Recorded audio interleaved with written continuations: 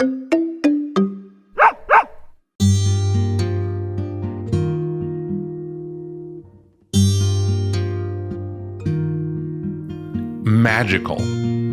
That's how our guest today, international best-selling author Dean Koontz, describes the feeling that he had when his heart dog, Trixie, came into his life. She was a special golden retriever who would become his companion, his inspiration, and eventually his co-author. Hello, I'm James Jacobson. Welcome to The Long Leash. Dean Koontz has written more than 100 novels. Many have appeared on the New York Times bestsellers list. 14 hardcovers and 16 softcovers have risen to the coveted #1 position on that list. He sold over 500 million copies worldwide, and he has a career that spans 6 decades. Today, in this special episode, we are going to explore Dean Koontz's admiration for dogs, which has underpinned his writing since the beginning. As you'll hear, Dean was almost strangled by a dog when he was 6. His interest in the organization Canine Companions for Independence began as research for a book and continues today as one of the nonprofit's largest benefactors. The canine connection is inextricably woven throughout so many stories that the celebrated author has told over the years.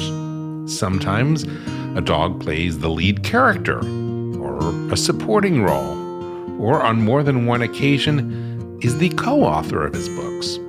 This conversation with Dean Koontz will take you to the deepest of places about the love and respect that we all have for dogs and the pivotal role that they play in our lives. There is so much more to this writer, this man, this massive dog lover. Dean Koontz, thank you for being with us today. Dogs, they play such a central character in your life and your writing. Why? I started writing about dogs before I had one. Watchers, I never had a golden retriever. And we had 2 dogs for very brief periods when I was a child. But we were a very poor family, and it was country, and the dog wasn't in the house. And in the one case, the dog didn't last more than a week because its name was Tiny. And Tiny weighed 120 pounds when we got him. And my dad thought he was going to teach him to be a hunting dog, which he couldn't do. And I was out playing with Tiny, and he wrapped his chain around my neck. And I was about 5 or 6, and that dog was strangling me and didn't know it. My mother looked out a window and saw it and came running out and got me out of the chain. I had link marks around my neck for a while. No. And she insisted, Tiny is gone. So Tiny was gone. So when I started writing about dogs, it wasn't from much of a childhood experience of dogs. It was just because I'd always admired them.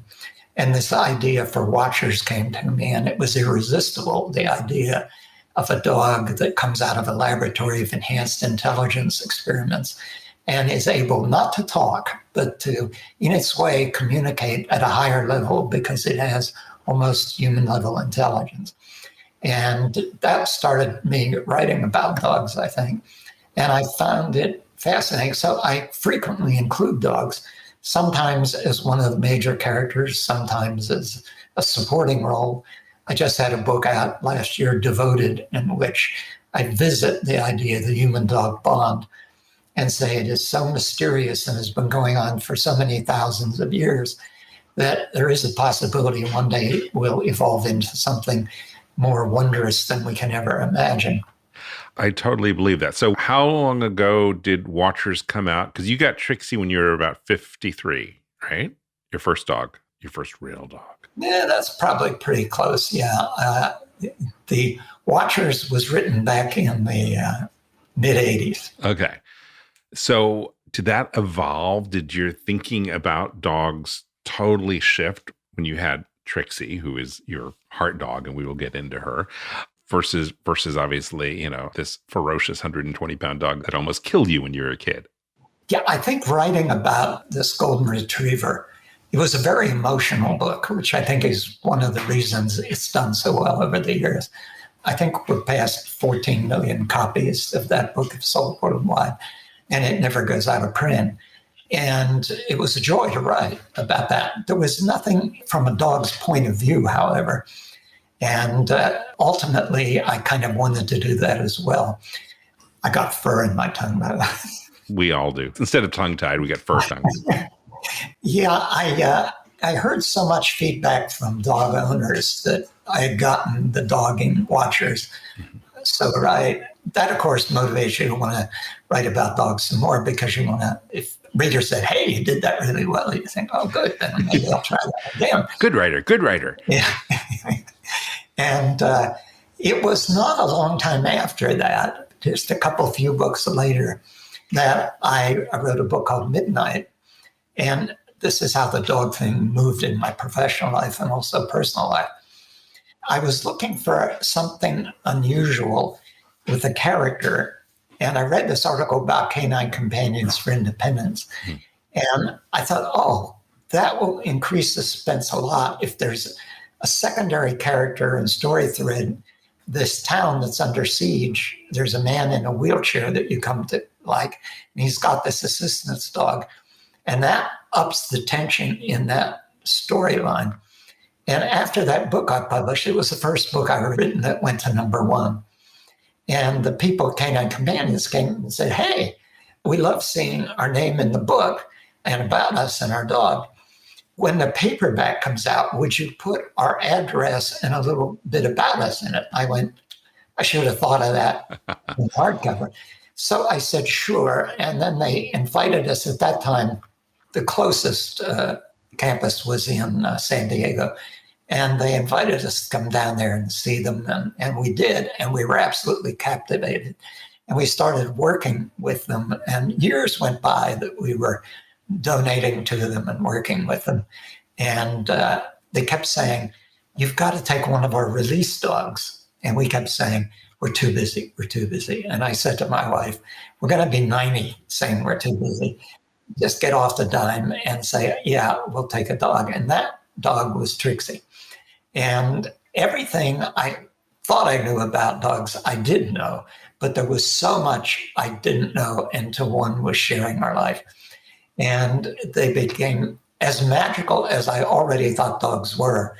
They were far more magical than I ever realized. And Trixie was the first. Anna then followed.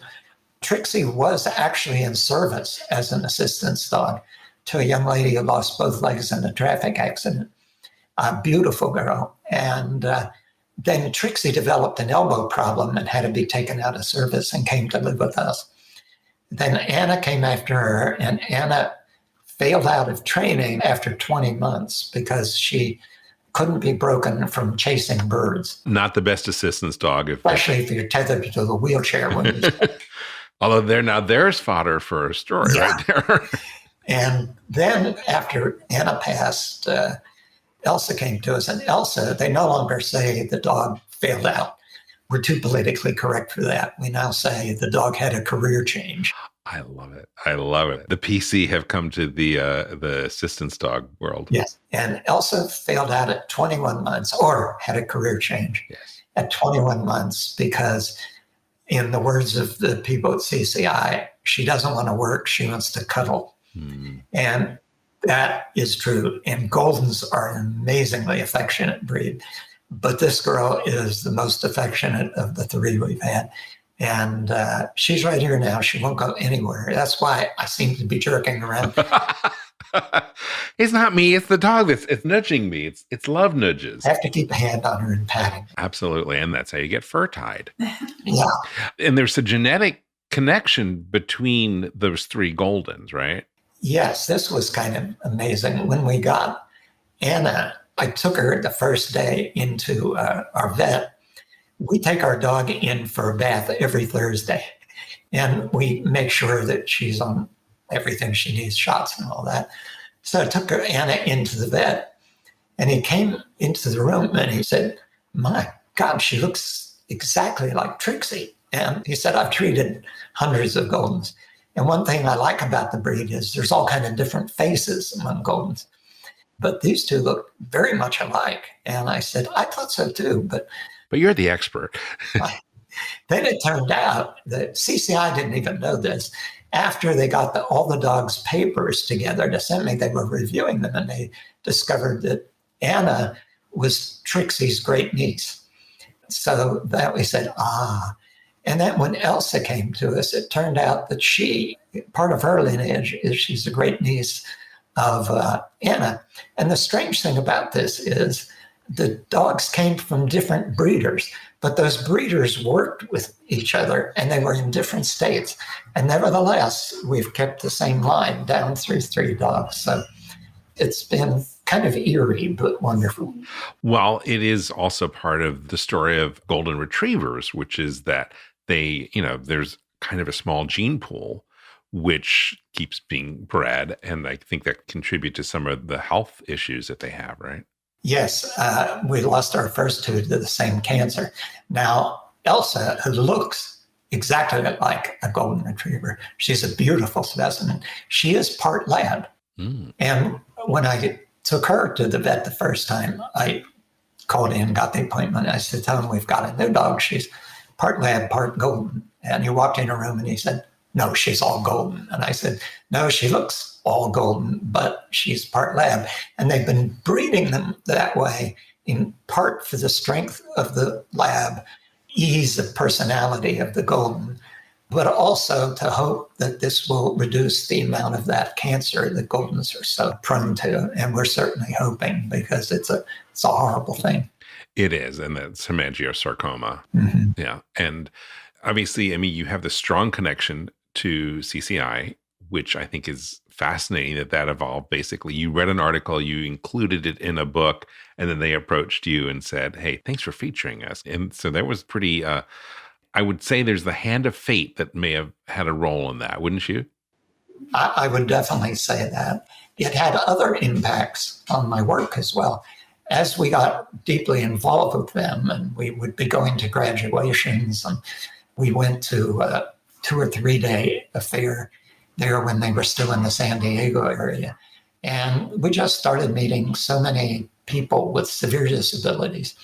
And as a writer, I started to think, you never see these people in fiction unless the story is about a person with a disability. And I thought, but here's wonderful character material. You can have somebody who is in a wheelchair, or who is a Down syndrome child, or who is autistic. And that's not what the story is about. It just so happens that's who they are. And they have a role in the story that is not about that aspect of their life. It's about them being involved in the story. And it's been very rewarding to be able to write about characters like that. And I've written about quite a few of them and blending them into the story. So that impacted my work in many ways. And we just became ever more involved with them, and it became ever more fascinating. First time I saw them pair a socializing dog with an autistic child, and we saw a film of what that boy was like before the dog. 2 weeks in training with the dog was just miraculous how he changed. He's still autistic, but all of that, what people would think of as problematic behavior, went away. And it was this bond between this animal and this boy that is, frankly, is mystical. And as you see things like that, it affects your work, it affects your life, and it becomes a very valuable and interesting thing. And we had a lot of fun taking people friends to graduations at CCI. Well, you and your wife have been so instrumental in the expansion of what CCI is able to do there in Southern California. Talk about that. Well, we've donated a lot to them, but we never ask when we donate something that we get our names put on a building or anything like that. And so at one point they added on that we knew it was because what we are contributing, they added buildings onto the Southern California campus. It moved up to Oceanside, and they had an opening of that, and we pulled down for the opening, and as we pulled in, there was this big monument sign, and it was called the Dean and Gerda Kunz Campus. And they said, well, we didn't ask for that.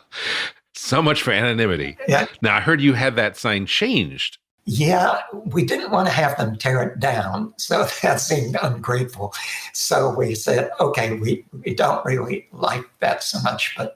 But then as time passed, and we went there so often with Trixie for various events, and when Trixie passed, I asked them if they would change the name of it to the Dean Jordan and Trixie Kuntz campus, which they did. So Trixie's name is now on that monument sign, and that's very satisfying because she's the one that made us love that organization even more.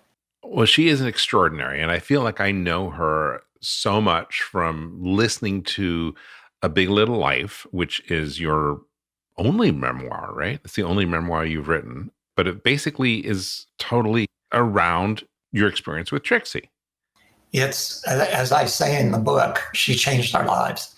She changed them in so many ways, and in many ways very quickly, which was, I think, what astonished me. We're both workaholics. And when Trixie came to live with us, I'd start in the morning and I worked till 7 o'clock at night, and we'd have dinner. Gerda would be busy running the business end of things. She worked the same hours. Trixie wasn't there a few days a week, less than a week. And at 5 o'clock, because I think, dogs have a clock in their head. They do. It's bizarre, but they know when it's feeding time. They love their routine. So at 5 o'clock, she would come around the edge of my desk and look at me as I'm sitting there typing. And she'd stare at me. And they can give you a pretty meaningful stare, yeah. Mm-hmm. And I would look at her and smile and say, oh, you're so cute. And after about 2 days of that, when she saw staring wasn't working, she came to the desk. I didn't realize she was there. I thought she was still near the end of the desk. She came over and I was working on the keyboard. She put her head under my arm and threw my hand off the keyboard. And I had enough. I figured out what you're doing on that thing. And I would say, what are you doing? And boom, she did it again. And so I said, Trixie, down. And she kept it up. So I stopped that night. The next night, 5 o'clock, she came up, didn't even wait, came up, boom, threw my hand up. And after several days of this, I said, okay, she's telling me I need more time than you're giving me. And that was the end of working until 7 o'clock. She enforced reasonable hours. Yes. She should work for the state and putting abusive employers under. She changed so many things in our lives that way. And it's just the sense that you begin to have of how much intelligence there is in that furry head begins to open your eyes to a greater sense of wonder about life in general. And also just going on a walk with the dog. You can have walked that place 1,000 times. When you walk it with a dog who takes it at a different pace and finds things interesting you didn't. And when you look at them, you realize how interesting they are. And suddenly everything becomes different than it was before. And that just keeps happening. It never stops. You talk in your book a little bit about the experience of going for a walk and the people you meet while you're walking, and you get to know them as, oh, that's Rover's parent. Talk about that. Yeah, it took me the longest time to suddenly realize you go for a walk, you meet some of the same people because you're walking that neighborhood. And you stop and talk to each other because you have dogs in common. And first it starts out, oh, your dog is very sweet, very cute, this and that. And you ask the dog's name and you talk. And this went on and on and on for quite a while. And I knew all these people and their dogs. And one day I realized I didn't know any of the people's names. I knew the dogs' names. And that struck me as pretty funny. The dogs were more important to them and to me than knowing who we are as each other. But we did kind of know each other because you'd end up talking about other things. But then I started asking people's names because I thought it was a little strange that I know all the dogs' names, but not theirs. And this is a little story I particularly like. We kept meeting this man. He was an Indian gentleman, Indian grandfather. And we would meet him on walks. And he was very, very sweet. And he got frailer and he was in a walker and everything. And one day he stopped me and we were talking. And he said, do you know what your dog is? And I think I write about this in A Big Little Life. And I said, yeah, she's a golden retriever.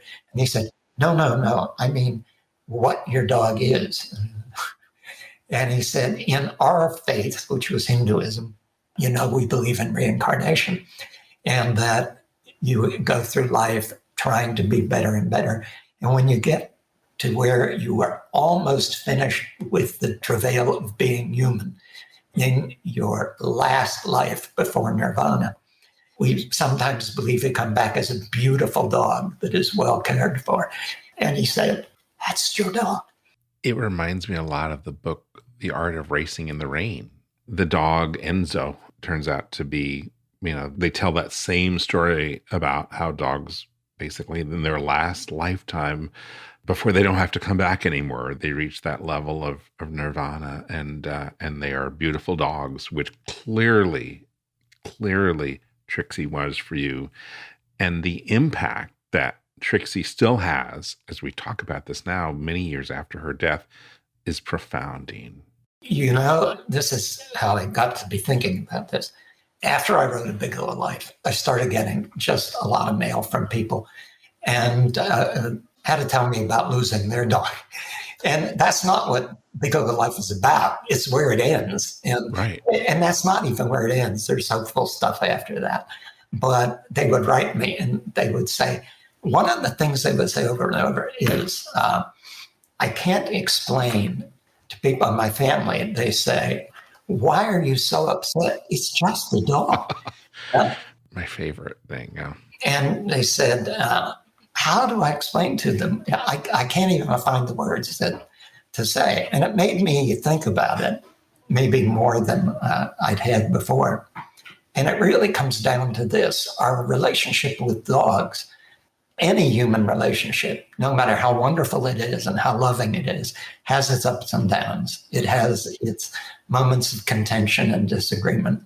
With a good dog, there isn't any of that. With a good dog, it's just this kind of pure, wonderful, happy relationship that goes on far too short, but still a lot of years. And that is a kind of a miraculous thing. So, of course, the bond is so deep with no negative connotations that it hits us pretty hard. I think that's a big part of it. Also, because dogs are the way they are, we kind of give ourselves to dogs in a way. I sometimes think we find it harder to give ourselves to other human beings, no matter how close we are with them. The dog is always going to have the same attitude. And it's not just that the dog thinks you're great and loves you and you're God to that dog. It isn't just that. Because sometimes the dog looks at you and thinks, you could do this better. You could handle this a lot better. Yes. Have you had that experience where basically, clearly Trixie was training you, 5 o'clock quitting time, Dad, but have you had the experience where the dog has made you a better person because they're basically saying, Yeah, I think so. Yeah, it's happened. I think you don't always realize it's happening when it's happening. But this past year we moved, and I used to take Elsa for long walks in this. It's actually a business park near where we live with a lot of corporate offices, but it's enormous amounts of green space with alleyways of trees, and it's just beautiful. And we used to go there and walk every weekend 2 times or whatever, and sometimes during the week. And this past year, moving into a new house, renovating it as we're moving into it, it was a nightmare. And fewer walks, less play. And one day I just saw an expression on her face that was like, okay, you. And maybe it's my natural guilt, but I could see her looking at me thinking, what happened? Why? I'm still a good dog. I want to go for it. I want to go back there. I want to do this. I want to do that. Maybe she was telepathically sending this to me, because I do believe that I've seen dogs communicate with each other, I swear, telepathically. And I almost think that's part of what goes on with the dog and an autistic child. I totally believe that. I think that animals are wonderful at nonverbal communication, obviously, but they read thought pictures that we send. Yeah, I think that's true. And I just watch her, Elsa, now. And so the last few weekends, my wife and I are taking her on very long walks into those areas she likes walking on. And now I notice she just pads around with me more faithfully than ever. It's like, we may be going on a walk again. And so she makes you a better person if you're willing to pay attention and be made better. And sometimes we're stubborn about that, being human beings. We'll be right back after a short break to hear from our sponsors. When we return, Dean Koontz opens up about his father and a challenging childhood and how he wooed the love of his life. Time, weather, and...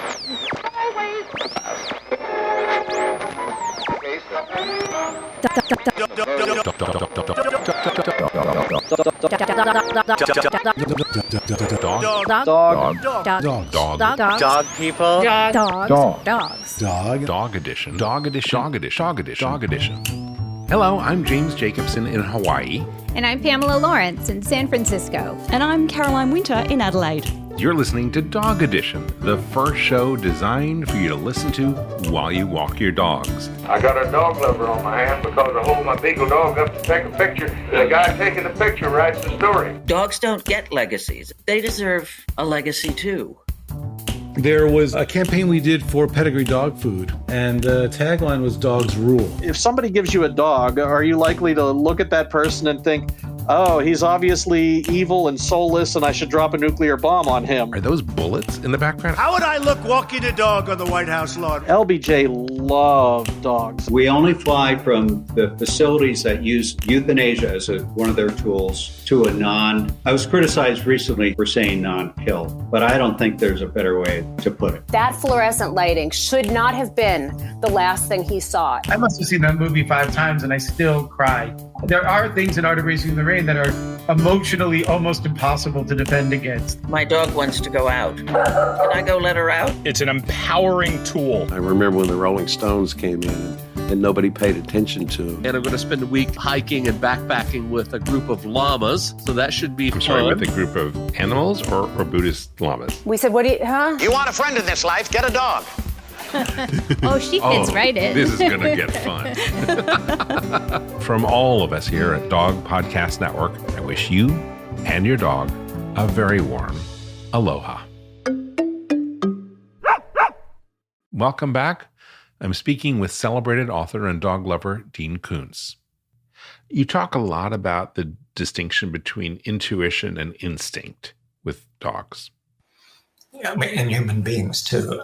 Instinct, that's that knowing this is dangerous, or that there is intuition is that foreknowledge that we have before all learning. And it's been shown in many studies that children, before they go to school, know that such things as 2 halves of the same objects equal a whole. There's all kind of things that are intuitional knowledge that we're born with. It's actually a pretty spooky thing when you think about it. And I have seen dogs have more than just that wild instinct. And it may be that their intuitional thing comes from all these thousands of years of bonding with human beings. They become slowly more like us. I had an experience I talk about in A Big Little Life. I don't know whether this was instinct or intuition, but there was somebody in my business life that I had never met. I lived actually at the other end of the country, but I was given to be on the phone with in a publicity manner for long periods of time, every time a new book came out. And this person was very, very pleasant on the phone, very nice. And at one point was coming to the West Coast and said, I'd like to have lunch. And the first time it was a group of people, and I took them all to lunch, and we had a very nice lunch. And then a year passed, and this person said, I'm coming back to the West Coast, and now you have Trixie. I would like to meet Trixie. And I said, fine, come to the house, and then after you met her, we'll go to lunch. This person came in the house, came into the living room. We sat and talked a little bit. Trixie was upstairs with my assistant, Linda, and she said, when do I meet Trixie? And I said, and I went and called Trixie down. Trixie, who just loved people. Goldens love people more than they love other dogs. And Trixie came barreling down the steps, came to the entrance of the living room, froze, looked at this person, and sort of went numb. I thought, what is this? She usually comes barreling into the room and wants to greet everybody. And Trixie would not come into the room and look at this person, get close to that person. I finally went and got her and pulled her into the room. And she would only sit close up against me. This other person was across the room. And it began to be and when this person got up to come across the room, Trixie retreated.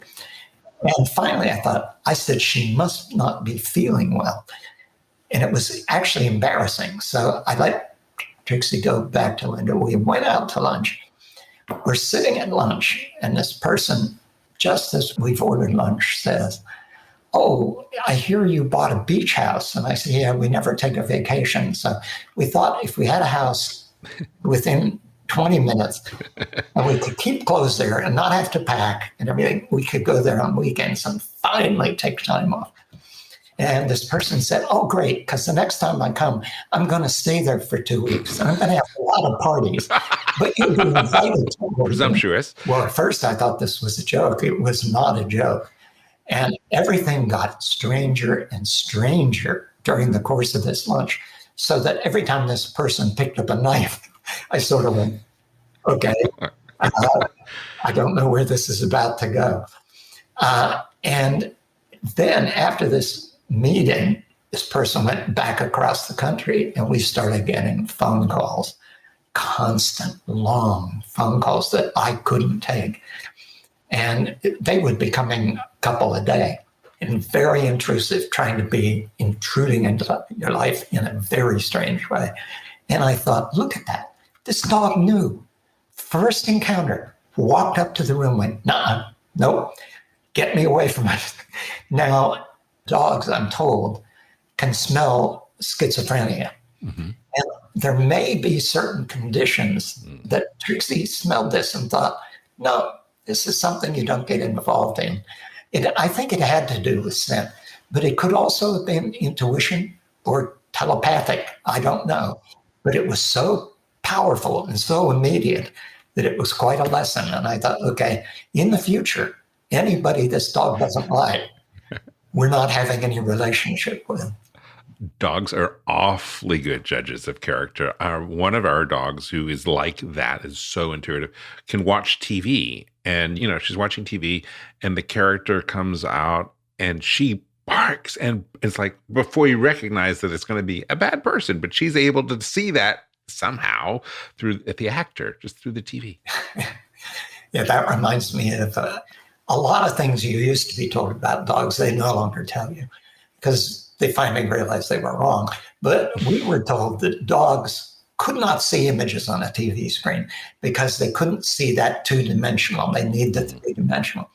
Well, one of the first things we ever watched on TV with Trixie, she was sitting on the floor with me. My wife was on the sofa, and I was sitting with my back sofa on the floor with her cuddling. And she was watching the TV, and I thought, well, she's not really seeing anything there. And somebody came into the scene in a wheelchair. She immediately got to her feet, went across the room to the TV, and stood watching that person. And I knew right then she had to see him. There was no sound of a wheelchair. There was no reason for her to know that if she hadn't seen it. And her having been a dog serving a person in a wheelchair, she immediately reacted to it. She was responding to her training through the visual cue of what was on TV. Yeah. That is extraordinary. You also talk about in one of your homes, you had a home theater put in and Trixie decided to plunk herself between you guys. Yeah, well, that was actually Trixie. I try to remember whether she plunked between us at all because she preferred the control module. It was a pretty large theater and the control module was in front of the last row. And we designed the theaters with little bays that people in wheelchairs could pull up to if we had people in wheelchairs. And the whole house was wheelchair friendly. And she preferred to lay with her head right behind us, overseeing us. But Anna was totally the opposite. Anna insisted on sitting in a chair beside you. So Jared and I couldn't sit side by side. Anna would want to sit between us, but in her own chair. And she would stay in that chair all the way through the movie. For a while, Trixie, yes, you reminded me, Trixie actually did sit in a chair 1 or 2 movies between us. And we had heard about this movie. I forget what it was called now. And we didn't know what it was about. We heard it was very exciting. It was actually a very, very bad movie. And it was early in his career and starred Vin Diesel. And Trixie had watched one movie in a chair between us. And we went down to watch this movie. And the movie came on. And in about 10 minutes, Trixie got off the chair onto the floor and put her head under the seat and stayed there until we turned the movie off, which wasn't that much longer. And after that, she would not sit in a chair in the theater. It was like, no, if there's stuff like that, we're going to have to watch. I'm going to be sitting back here behind you the bed so I can sleep if I want. Everyone's a critic. I love it. Yeah. So dogs, in a very real sense, have been like children for you and your wife. Yeah. I think a lot of people, a growing number of people, are choosing to have dogs instead of children. And they play that pivotal role. Was that a conscious choice that you made, or is that something that just sort of happened in your life? Because again, you guys are workaholics. Workaholics. There was also another aspect in my life, and it had to do with my father. My father was a very strange and dangerous person. There were a lot of people on my father's side of the family who had problems similar to his. My father had 44 jobs in 34 years, and a lot of times he didn't have a job. He was given to violence. He was extremely problematic. He made my mother's life hell. Toward the end of his life, he was destitute, and we had moved to California. It was a relief not having the doorbell ring at 2 a.m, and there he is drunk on the doorstep. But then we hadn't been here a year, and a friend of his called and said, he only had about one friend, said he's right at the end of his life, he's destitute. You couldn't send him money because he'd take it to a bar and buy everybody drinks, and it'd be gone in 2 days. So we thought, okay, he's got a year to live or whatever. We moved him to California, got him an apartment, and set a series of rules. I sort of became the father and he the child. He never changed. He got worse, and he lived 14 years. So we had even more experience of it. And he ended up in psych wards a couple of times. And the second time, he was diagnosed as sociopathic, which explained a great deal about my childhood and everything else. Whatever we knew he was, it always concerned us that when we looked at my father's side of the family, it was pure dysfunction everywhere. And we thought, do we want to risk bringing this into the world? And it was a difficult decision, but it was one we finally made. Many years later, we had reason to believe my father might not have been my father. My wife saw this in a newspaper, that the very first artificial inseminations were done by Johns Hopkins University Hospital, which was right across the state line from the county in Pennsylvania where we lived. And that all of those first experiments with that were done with very poor families where the husband was not fertile. And they chose poor families with no education in rural towns in this county in Pennsylvania so that they would never talk about it, because what nobody knew at that time was whether artificial insemination might lead to birth defects or to other problems. So there were non-disclosure agreements signed. And my wife read about this in the paper one day and said, you were always called the miracle child. And it was your father always was sleeping around with everybody and never had another child. And here is who the donors, not their names, but they were famous writers, famous artists, famous musicians. And she said, I think you should have a DNA test with your father and see if he really is. By this point, we were too late in life to go back to the family issue. And I said, what would that gain me? It wouldn't gain me anything. We're going to support him now for the rest of his life. And that would be no matter what happened here. And if I find out he isn't, then I have to go to Johns Hopkins, and they're not going to want to release this information. Yeah. And secondly, do I really want to know? And what if I find out that he is? Then this fantasy that he isn't my father goes away. Your whole life would have been different. Decisions would have been way different if you knew, well, he's not really my dad. Yeah. So it was what it was. And did we make that decision correctly? I don't know. We missed out on a lot in life, but there were, on the other hand, and it did mean we could work these kind of hours. We could put in 70-hour weeks for year after year, and you didn't have that obligation to the child. And having grown up in a situation where I never had a relationship that was father-son, it was much darker than that. I would have known what was required. I would have wanted to be the father. My father wasn't. So that's just the way it ended up. Life takes you in strange places, and you make decisions and you hope you make the best one. Well, let's talk a little bit about that extraordinary relationship you and your wife have, and the partnership, and how you are working those 7-hour days every day, and you were almost barely apart from one another, right? We've been, this October, it'll be 54 years married and probably 57 years together. And it was greatest grace in my life was my wife. It was, it's one of those things you realize how tenuous everything in life is. We went to the same high school, and it was in this town of 4,000 people, but it had 1,200 students because they came from all over the county to that school. And as a consequence, it was a pretty big school and busy. And she was 1 year behind me.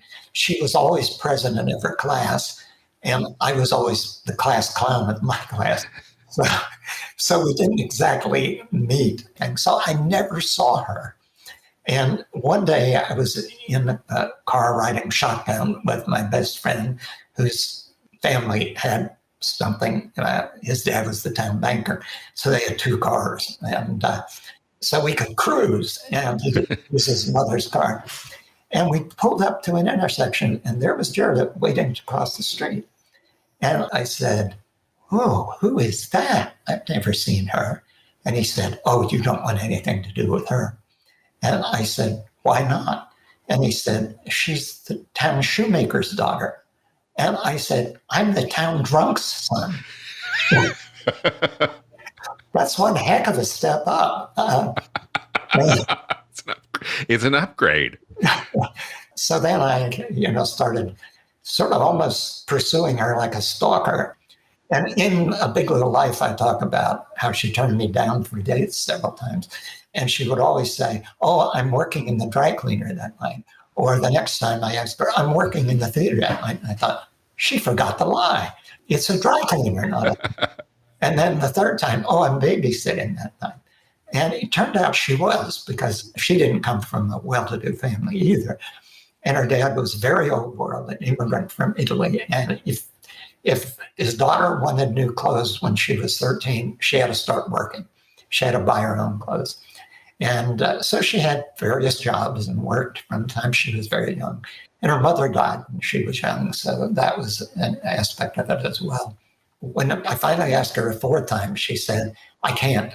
I said, "You can't be working." I asked her to a class dance, and since she was president of her class, she had to go to the class dance. She said, "Yeah, but I have to sell tickets at the door. Then I have to run the record player.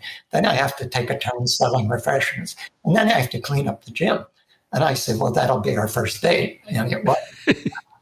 And it turned out great. And it's been great ever since.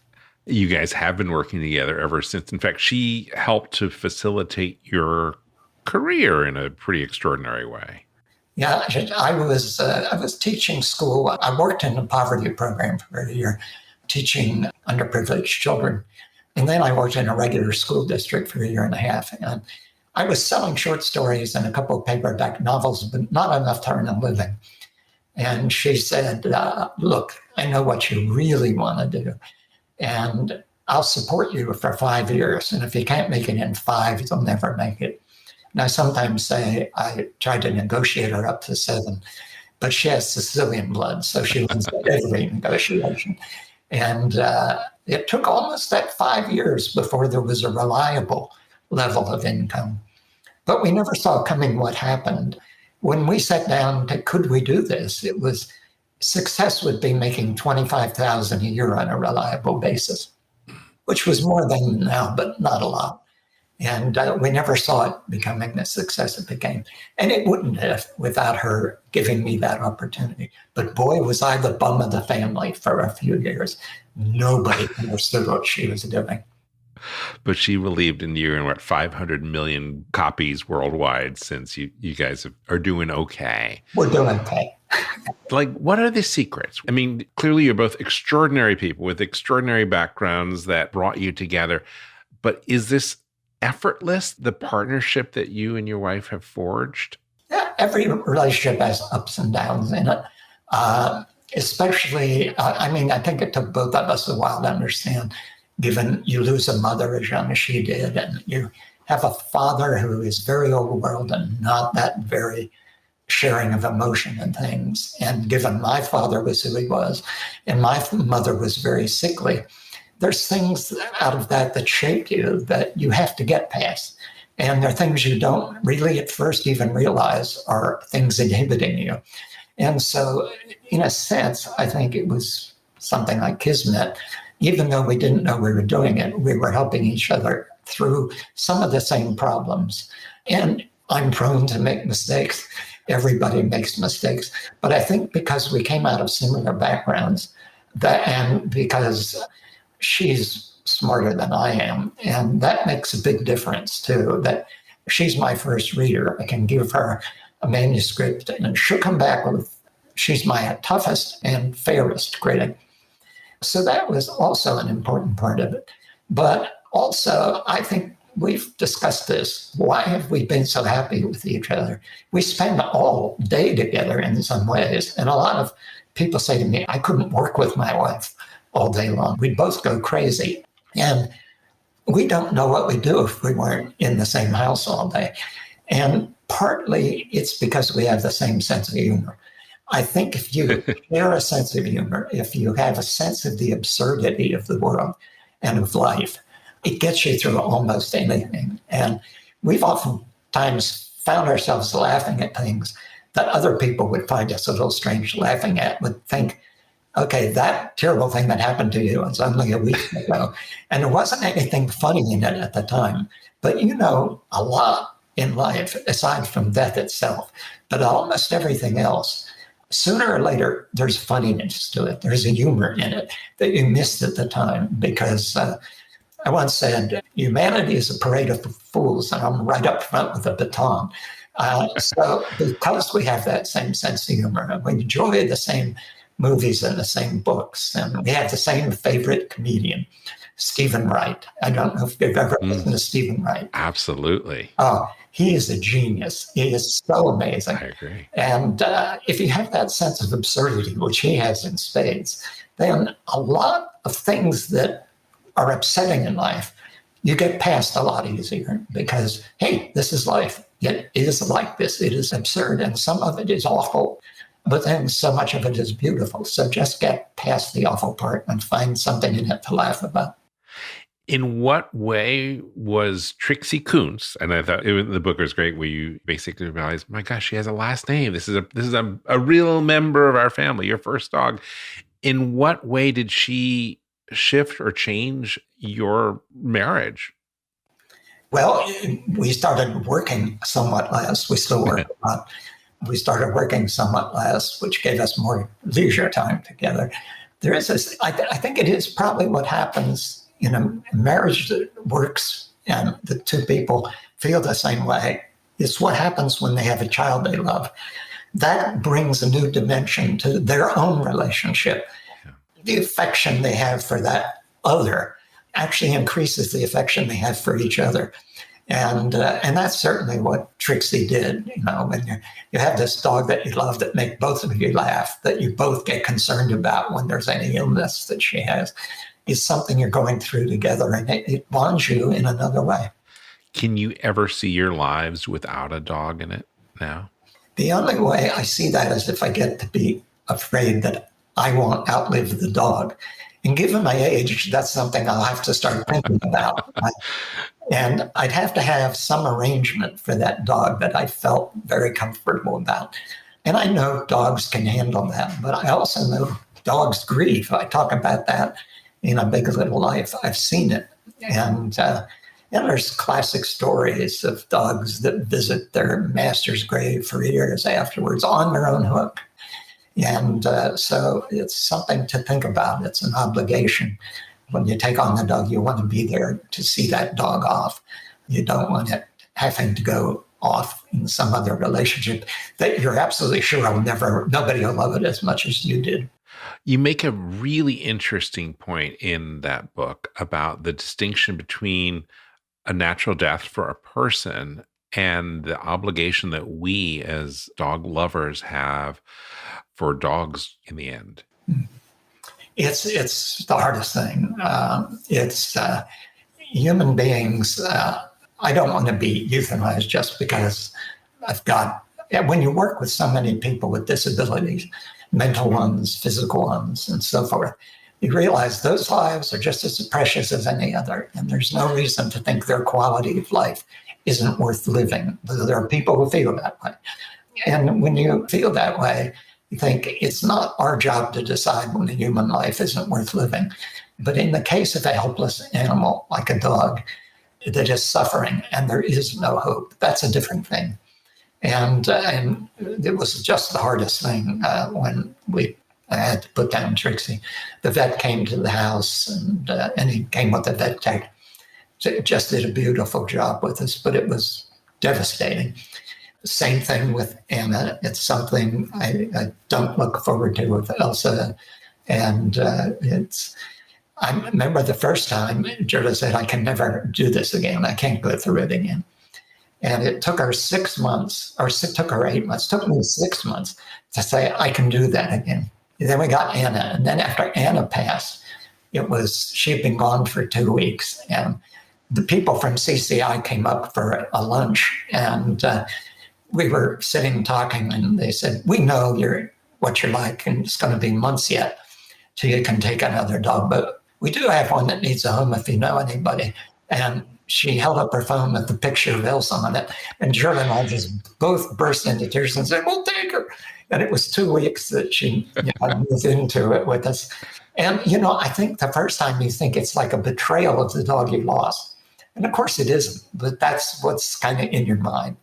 And then once you've gone through it a couple of times, you understand better that new dog has a home that you can give it, and that maybe it doesn't get a home. So. In a moment, Dean Koontz on his latest work, Season 2 of Nameless, his series of short thrillers. But you won't find these in bookstores or on shelves. And some final thoughts on Trixie and the afterlife. That's when we come back. Hi, it's me again, James Jacobson, and there are 3 things that you should know about me. 1, since 2003, I have been driven by an all-consuming mission. That mission is to help improve the quality of life for dogs and the people who love them. 2, I have founded or helped to co-found several companies that share that mission, including Dog Podcast Network. And 3, every day, I give my dogs EverPup, the ultimate daily dog supplement made by Functional Nutriments, which is one of those companies. What is EverPup? EverPup is an extraordinary all-in-one supplement that you sprinkle on your dog's food. It's a polyceutical, which means it contains an incredible blend of lots of different human-grade ingredients. It contains vitamins and minerals and prebiotics and probiotics and enzymes and dietary adaptogens and so much more. What you need to know is that it supports every cell and system in your dog's body. And EverPup is appropriate no matter what type of diet you feed your dog, from kibble to raw food to home cooked. And the rich green powder is easy to add to food. Dogs love the taste. They find it delicious. And you can even try it yourself because EverPup is made with 100% human-grade ingredients. It's made here in the USA in an FDA-registered and inspected laboratory. And all the ingredients are ethically sourced and triple-checked for quality. Seeing is believing, so try EverPup for a month and see what happens with your dog. EverPup is available through select veterinarians and pet shops and Amazon, but here is the best way to try EverPup. Join the EverPup Club and get free shipping to any U.S. address. As a listener to this podcast, you can get your first shipment of EverPup for just $8, including free shipping, when you use the discount code Dog Edition. For all the details, go to everpupclub.com and try your first full jar of Everpup for just $8. That's everpupclub.com. We're back with Dean Koontz. Dean, you have another collection of works coming out, Nameless Season 2. It's from a publishing model that I'm intrigued with, that partnership that you have with Amazon. How does it work, and how do you, as such a prolific writer, view it? Well, it's kind of strange. I'll try to condense this. I was writing novellas, to support the publication of a new book. And Random House was putting them online for $1.99 each. And, it's promotion, but also selling them. Mm-hmm. And they sold very well. And Amazon Original Stories came to me and said, would you write a story directly for us? We'll pay you. And we'll put it on Amazon Original Stories. And I said, sure. And I wrote a story called Ricochet Joe. And it did very well. And so time passed, and they came and said, would you write 6 stories with the same character? And and I thought, well, I like the shorter form. And a novelette can be almost as rich as a novel if you approach it in the right way. It's always been a form I like. These are between 10 and 20,000 words, whereas a novel's 100,000 or longer. And I said, yeah, let me do this. So I'll think about it. I'll send you a proposal of a character in a situation, which I did in 2 pages. My agent called back and said they want to make a deal of 6 stories like this. And they want to give it away on Amazon Prime, Amazon Prime members. And I said, how's that work? That's not my business model. Yeah. And they said, they'll make it worth your while. They'll pay you to write them, make it worth your while. But they want Amazon Prime members to feel it's something, the benefit they get from being Amazon Prime. I said, well, let's see what they offer. Well, their offer was such that I would have been an idiot to say no. So I wrote the stories, and I think, as they have said it, they were hoping to get 1 million downloads of the series in a year or so, and I think they passed 2 million in the first year, and it's just kept 2 billion. Million. Okay, I was going to say they doubled what they were expecting. Yeah, and it is still going very strong. So, and when they came back and said, well, let's do a season 2. And we mutually agreed, let's not make this an endless thing. Let's give this character an end arc and bring it to an end at 12. And I had just great fun with these stories. I think the character's fascinating. His situation is fascinating. And there were plenty of places to take him. Each one of the stories is a standalone. But there's also an overriding arc that I think, especially in season 2, I urge people, read them in order because they're scarier that way, because the overriding arc is pretty scary. I like it. And you can either read them or you can download the audio book, the audio version. Yeah, and the audios are brilliantly narrated too. So. Well, speaking of brilliant narration, I got to say, I don't know how many books you have narrated, but, A Big Little Life was extraordinary as read by you. Well, now I read a condensed version. Mm-hmm. They only wanted an abridged version, and they wanted me to read it. And it was the hardest thing. I've got great respect for people who narrate audiobooks. It is tough work because the director's always saying, you muffed that word or you did this or that. Also, when I got to losing the dog, it was the most emotional recording session. But once I finished it, I said, never again. I respect what these people do. Hire somebody else. Now the book is available in its full version, narrated by somebody else. And I will never try that again. Well, it is so wonderful to hear it in your voice and to feel the emotion that you just clearly share. And it just comes through both in the words and the voice. You say that in the book, you basically identify, you asked Trixie, is she an angel? And that was the time that she was like, do you feel that she was an angel? I don't know. There is something mystical about that relationship, how profoundly it changed me and how much beauty it brought into our lives and how it brought us into a connection with a group of Norbertine monks that live near us, whom we've become pretty closely involved with. So I have to wonder, I certainly have to wonder, but whether they're true angels or just angels in the sense that they're more perfect than human beings will ever possibly hope to be. Either way, the word angel fits them. When you see the rainbow bridge trope that is so often used when someone loses a dog, what do you think?